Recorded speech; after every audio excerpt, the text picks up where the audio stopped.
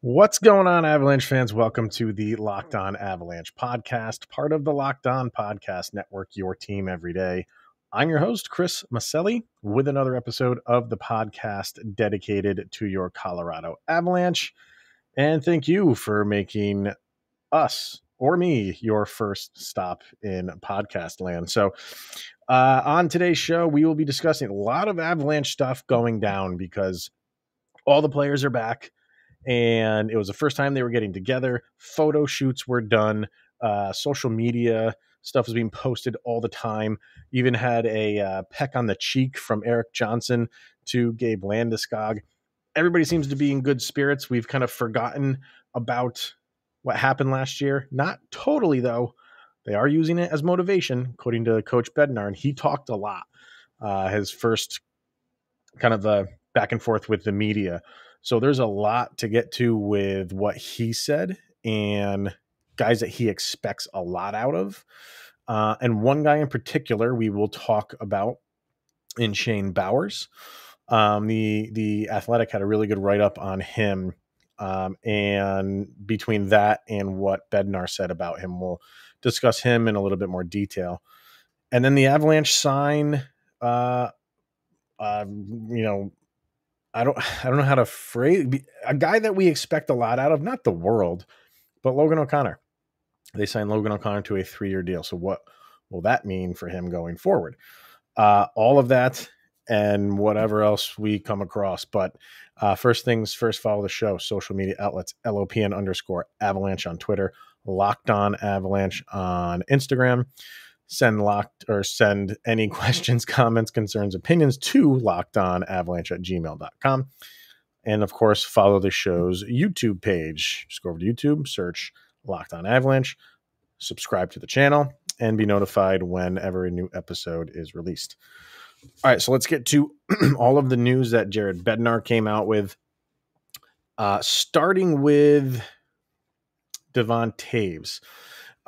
When they were doing some run-throughs in practice and stuff like that, Taves had a red jersey on, I believe. Nobody really thought too much about it, but those are, no contact jerseys.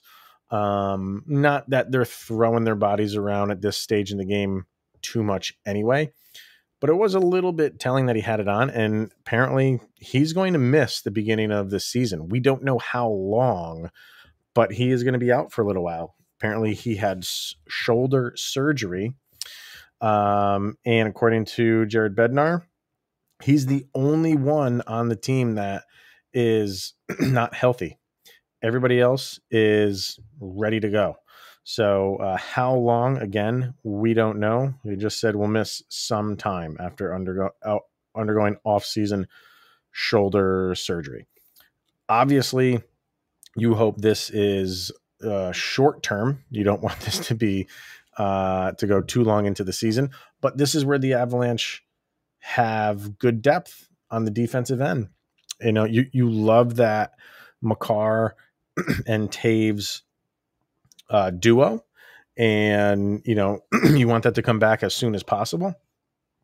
But the Avalanche will be okay. And here it is. We haven't even played a game yet, and the Avalanche are already struggling with an injury. Is this a telltale sign? God, let's all hope not. But, day one, you're going without one of your top defenders. Okay.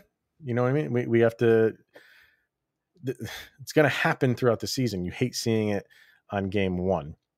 But like we said, you have some guys that could fill in, and maybe some of these guys, or someone in particular, could be Jacob McDonald. I don't anticipate, one of the youngsters coming in right now outside of Bowen Byram to really take that spot right off of the get-go. But you never really know.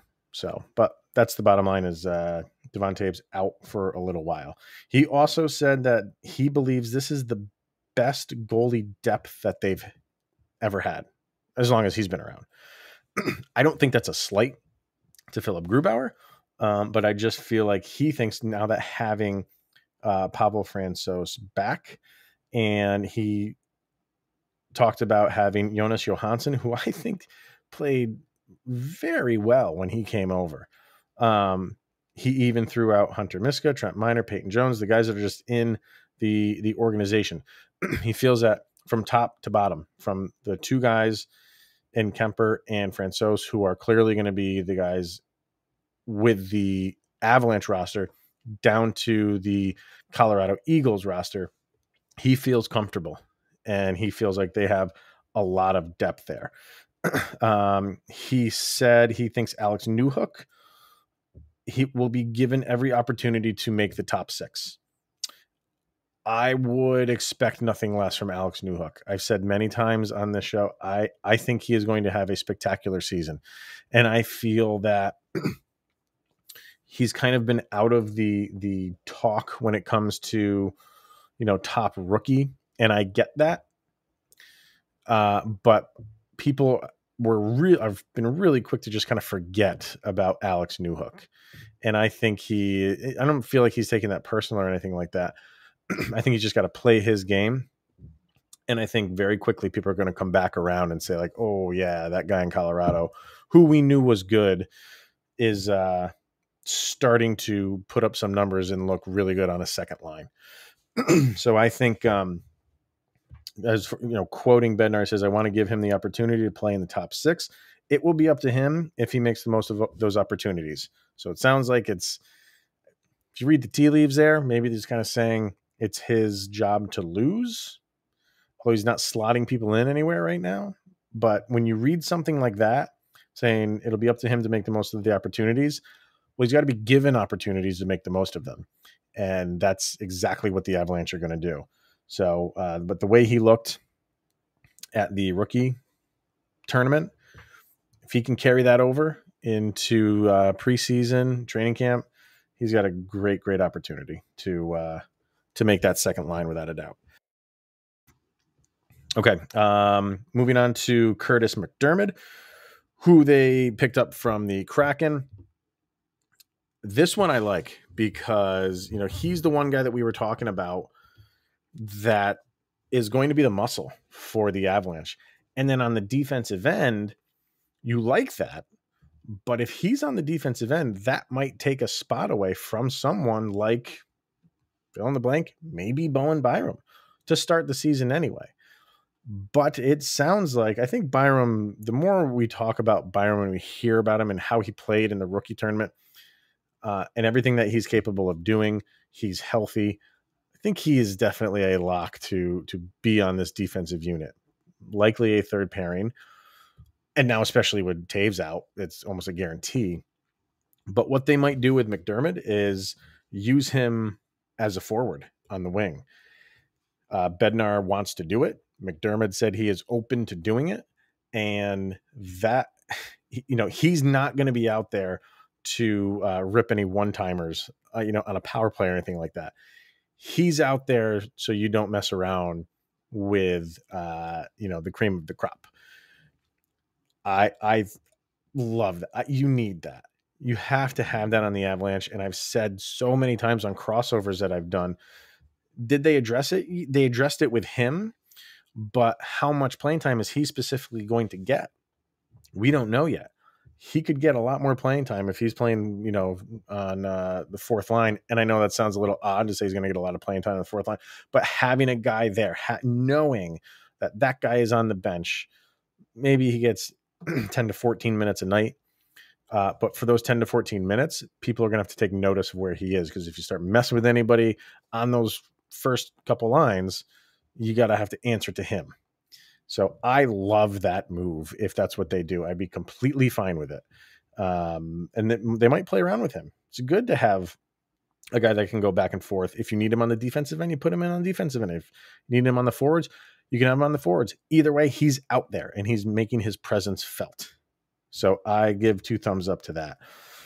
We'll get to the Bauer stuff later because I want to talk about him in a little bit more detail. But he went on to talk about Taves a little bit more. Talked about Bowen Byram, how he said same thing with him. Without him and Newhook and Byram are kind of like a tandem. Yeah, they got picked in the same draft. 12 picks apart or something like that. Was it 12? Yeah. No, 14 picks apart. But they're number one picks, and they're your two top prospects. Like, people are going to expect a lot from these guys. And he basically said the same thing about Bowen Byram. I'd like to see him step up and grab one of those top 4 spots.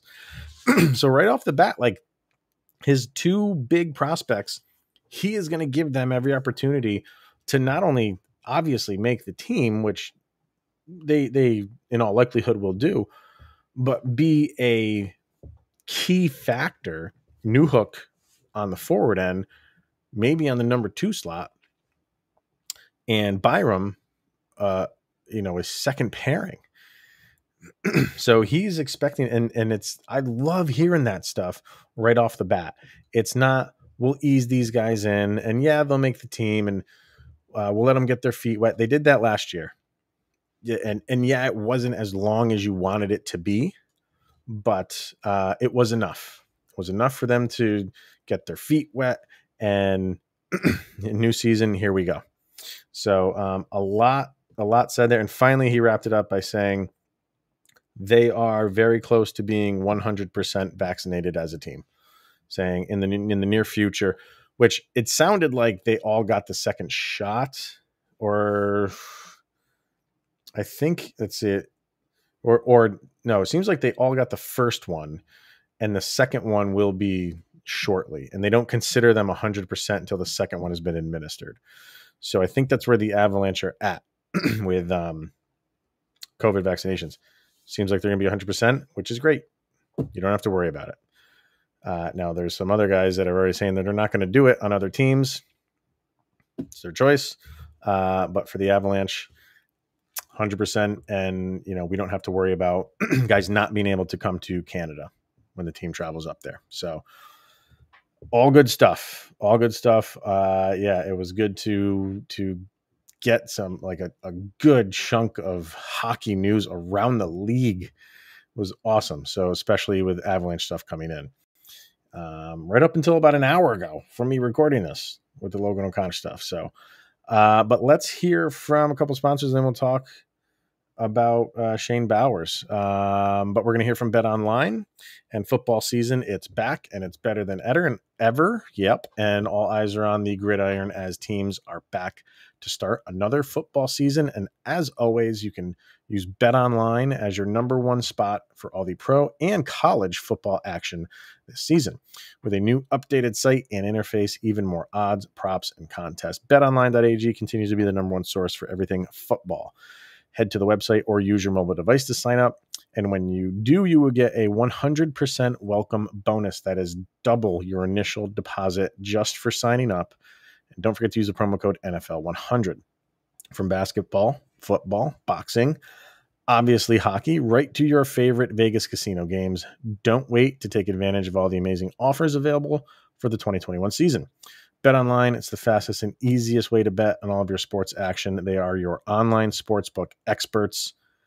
It's betonline.ag. Also brought to you by DirecTV Stream, and I want to tell you about a simple way to get all of the entertainment that you love without the hassle. It's DirecTV Stream. It brings your live TV and on-demand favorites together like never before, which means you can watch your favorite sports, movies, and shows all in one place. And the best part, there is no annual contract. So stop waiting. Get your TV together with DirecTV Stream. You can learn more over at directtv.com. That website again is directtv.com to find out about DirecTV Stream. All right. Shane Bowers, a good write-up in The Athletic from Peter Baugh about Bowers. And Jared Bednar did talk about him, said he thought he had a very, very good rookie tournament. And a name that he threw out that he compared him to was Martin Kaut. And again, Kaut seems to be a forgotten guy with all of these prospects that the Avs have coming through the ranks, ready to take these spots over. It's just, you look at the list and it's like, oh yeah, they have this guy in it. And yeah, Martin Kaut, what about him? But and Jared Bednar made a direct comparison. He said, I see him as a guy similar to Kaut that will have to come in and have a nice training camp for us. Now look at the difference between how he phrased that for Bowers and how he phrased things for Newhook and Byram about, all the opportunities in the world for Byram and Newhook, and for someone like Bowers, and I guess Kaut to that extent, they'll have to come in and have a nice training camp for us. So you got a lot more work to do, kid, is basically what he's saying. Can he do it? I've caught myself rooting a lot more for Shane Bowers over the past few weeks than I ever have in the past. And I'm not confident in thinking that he will make this squad for, puck drop in game number 1. I do think he will finally get up at the NHL level with the Avalanche at some point during this season. It's just a gut feeling. I think he's come a long way. He still has some, he's still got a ways to go, but he's there. And when you read the Athletic article, the one thing that he had to work on was kind of his frame. Like, yeah, he's 6'2", but he's a little bit on the thin side. So he bulked up a little bit. He went to work with, I want to get the name right, Ian Mack.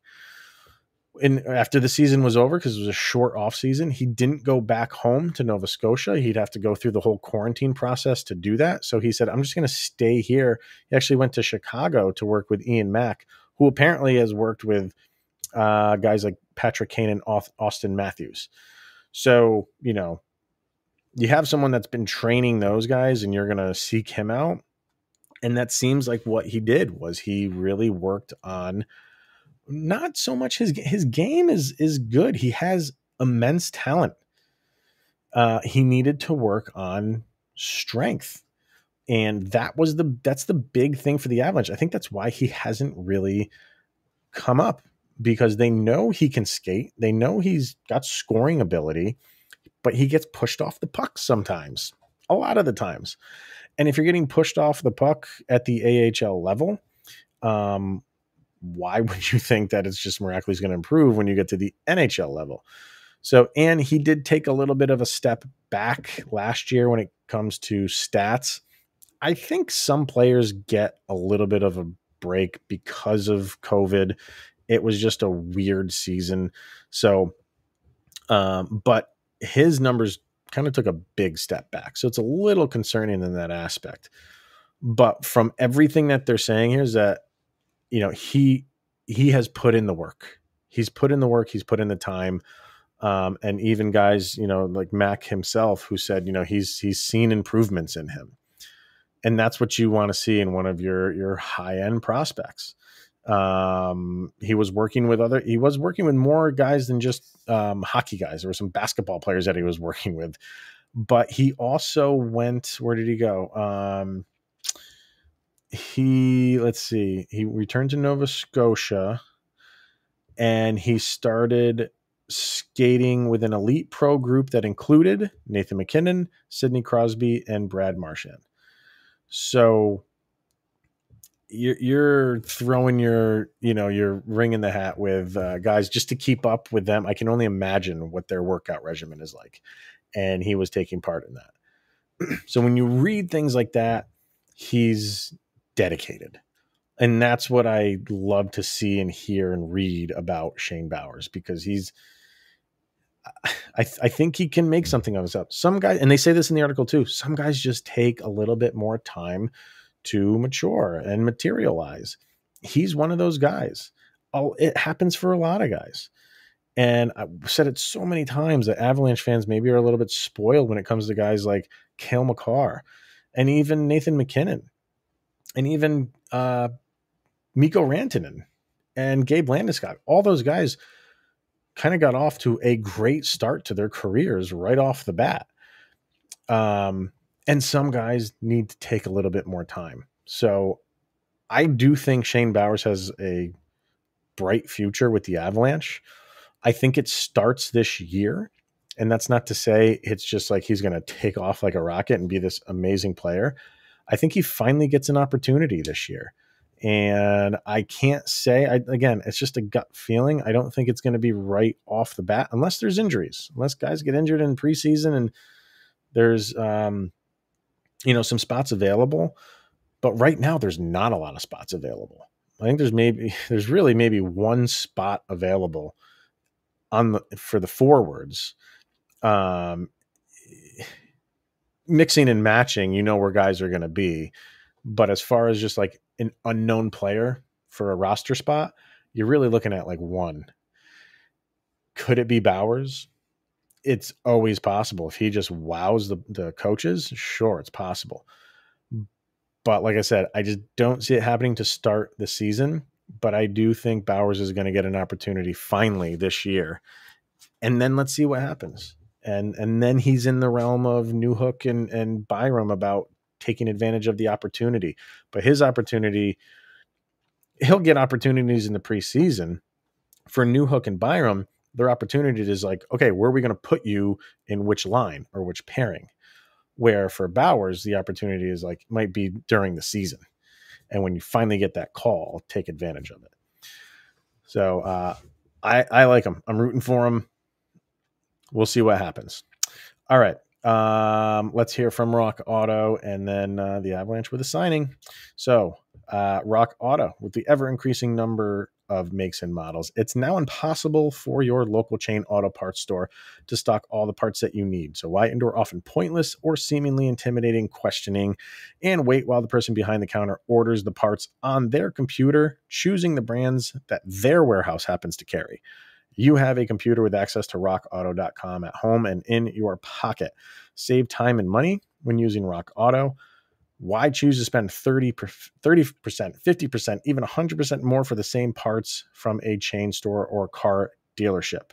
Rock Auto prices are reliably low for every customer. So go explore their easy-to-use website today and find the solution to your auto parts needs. Go to rockauto.com right now. See all the parts available for your car or truck, right Locked On in the How Did You Hear About Us section so they know that we sent you to them. Amazing selection, reliably low prices, all the parts your car will ever need. rockauto.com. All right. And finally, late in the day, as if all of that wasn't enough, the Avalanche announced that they have signed Logan OConnor to a new 3-year deal that will not kick in until next season. Joe Sakic loves doing that, and I'm fine with it. He did it with Nathan McKinnon. He did it with Sam Girard. He's done it with Logan OConnor. He locks these guys in. The Logan OConnor one is the lowest of those three. He locked Nathan McKinnon in a year before, he had that, he just, burst on the scene. And now you got him locked in to the current contract that he's in, which is like $6.5 million, which is incredibly team friendly. Did the same thing with Sam Girard, which his contract is, they signed it last year. It's kicking in. I think this is I don't think it was last year where it kicked in. I don't think so. Now I'm thinking this shortened season has made it melds together with the season before it. And sometimes stuff like this, I get I can't remember if it was last season where it kicked in or this season that it kicked in. But either way, he signed Sam Girard to another team friendly deal that you would think he could outplay within the next couple of years. Not saying Logan OConnor is in that realm, but you got him signed. It's just one less thing you have to worry about heading into next offseason. So they sign him for 3 years. I think it's like $1.05 million per year. But he's a guy, again, a guy that if he can stay healthy and is given opportunities, can wow some people. I love this guy's speed. I've talked about it many times. Even Connor McGahey has been on the show. He says when he's calling the games, sometimes it looks like 29, not 25 on his jersey. He's a speed demon. He's got to stay healthy. And I think things can gel for him. I really do. I think a lot of people expect more from him. I'm sure he expects more from himself. But he could be one of those guys that, if he stays healthy, given the opportunity, I think can be a really good depth player on this team. It's exactly what they need, because we talked a lot about the depth of the team, and not that it took a hit, but it's different. The makeup of this team in the depth department is different. And so guys like Logan OConnor need to step up and take the reins of, the bottom 6 minutes. I think he can definitely do it, but it's just fragile. His fragility is very real. So you always have to be cautious of that. But I love watching him play. Love watching him play. He can be we always say, guys like, if JT Compher is playing on the third or fourth line, he should easily be the best player on the ice. We should be at that point with him, and we're not.